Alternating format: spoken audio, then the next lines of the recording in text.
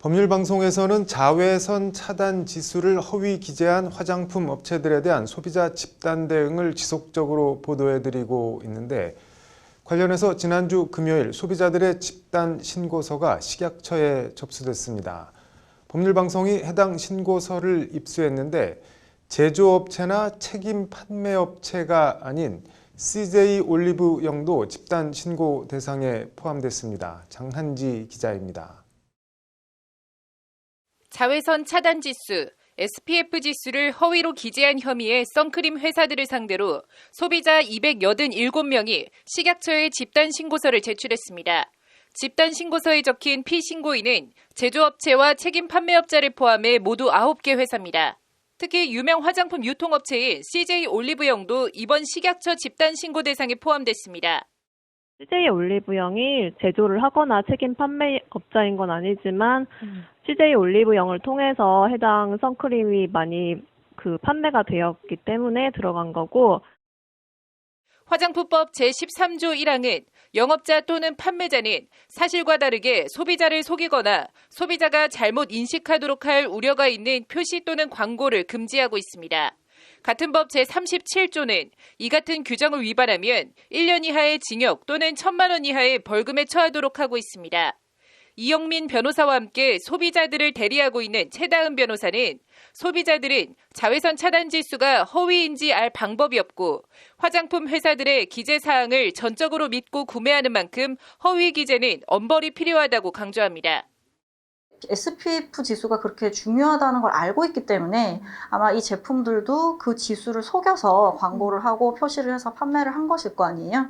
그렇기 때문에 그 부분에 대해서 굉장히 소비자가 선택하는데 중요한 부분에 대한 정보를 잘못 표기했고 허위로 표기했다.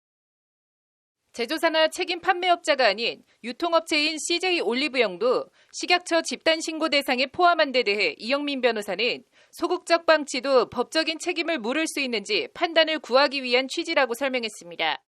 저희가 조사를 시작한 이후에도 해당 선크림이 올리브영 홈페이지에서 게시가 돼 있는 거를 발견을 했습니다. 그걸 구매를 하려고 클릭을 하면은 이제 판매가 종료되었다는 표시가 뜨기는 했는데, 계속해서 게시를 한 거에, 일부 제품을 게시한 거에 대해서는 좀 책임이 있을 걸로. 관련해서 화장품법 제39조는 법인 또는 개인이 그 위반 행위를 방지하기 위해 해당 업무에 관해 상당한 주의와 감독을 게을리하지 아니한 경우에는 처벌하지 않는다고 되어 있습니다. 이는 거꾸로 위반 행위를 방지하기 위해 상당한 주의와 감독을 하지 않은 경우에는 처벌을 피할 수 없다는 것이 이영민 변호사의 설명입니다. 판매자의 경우에도 화장품법 위반자가 돼서 그 CJ 올리브영에 대해서도 이제 판매를 중단하는 등의 조치를 취할 수가 있어요. 그렇기 때문에 피신고인으로 들어간 거고, 이제 만약에 CJ 올리브영이 법 위반에 대해서 고의성이 인정이 된다면 아마 형사처벌도 가능합니다. 잘못된 제품을 섭취하면 몸에 이상 반응이 즉각 나타나는 식품과 달리 화장품은 장기간 이용하지 않으면 피해를 인지하는 것조차 어렵고 인과관계 입증도 어려운 만큼 SPF 지수를 허위 기재하는 등 명백한 화장품법 위반인 재발 방지를 위해 반드시 철저한 조사가 필요하다는 겁니다.